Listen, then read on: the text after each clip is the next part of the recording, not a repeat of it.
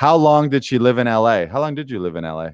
So I went down for pilot season. I say live because I really like I lived there. Like I went back and forth. I had a room in my friend's apartment there. Like I had an address. I got mail with like my name and address on it. And I was there. I was supposed to go for 3 months, and then I chose to miss my flight back, and I ended up staying another month. It was the best thing I ever did, and ended up doing the Big Sur drive up the coast after Coachella with him. I met a man dressed as a unicorn, and we decided to go up the coast. He was like a lawyer, very dignified man whose photo actually went viral. And he's like, I've got clients that can't see this. He's dressed up as this psychedelic unicorn at Coachella. And I'm like, I'm going to go on an adventure with that unicorn and I'm going to miss my.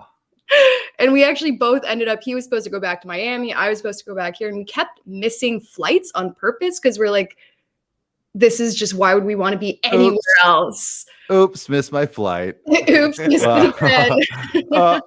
Gotta stay in the beautiful mountains. Yeah. It was gorgeous. I digress, but like it was, I lived here for 4 months, and I go back and forth and just have like a whole second life there. And I feel like that's home. That really feels like it's my place.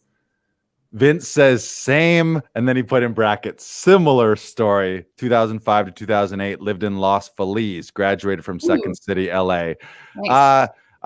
Vince, was there City, LA there? Vince, was there a unicorn involved in your story? Because like that, to me, I'm listening to you tell that story like, well, this is a crazy story. You said like, but I digress. And I'm like, no, you're like telling this magical, mystical story of saying yes repeatedly and going this amazing adventure.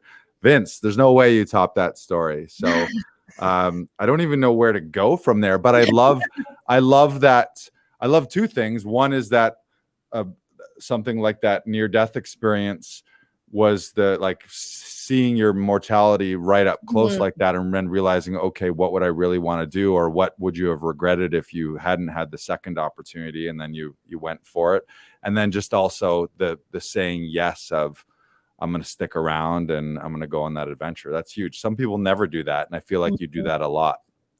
You got to say yes when everything in your bones is telling you to say yes. Right.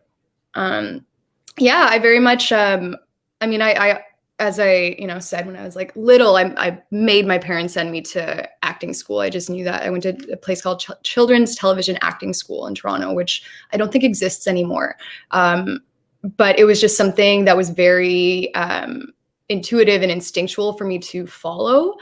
And just kind of went through like a super long phase where I didn't feel like, I don't know, like it was possible, or like I was confident enough or lucky enough to get to experience life as a storyteller, as an actor. And then something like I started growing up, and when I was in university, like left because I knew something else was calling me and pulling me in another direction.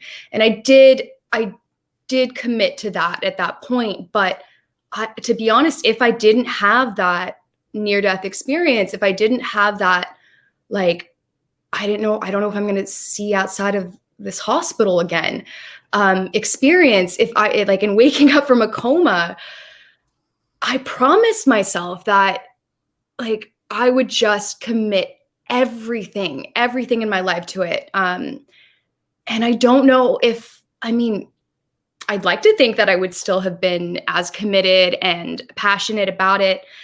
But life, as all, as fellow performers, actors know, like it's a really challenging industry. And then you get all these other opportunities like corporate jobs and salary jobs and steady opportunities. And, like I had a love almost move me to Australia, and like I was like, no, I know exactly, like you woke up, you came back, you almost didn't. And like, why you're here. So you got to keep going and trust that. And it just reinforced what I think I always knew. And it made me that much more faith, like I had more faith that it was possible, because I was able to kind of bring myself back and still experience this beautiful life. And like anything is possible. I think if we really, really, if we really have faith and just believe, and the universe will work with you and hear you and respond in its own way. Just like keep the faith. Just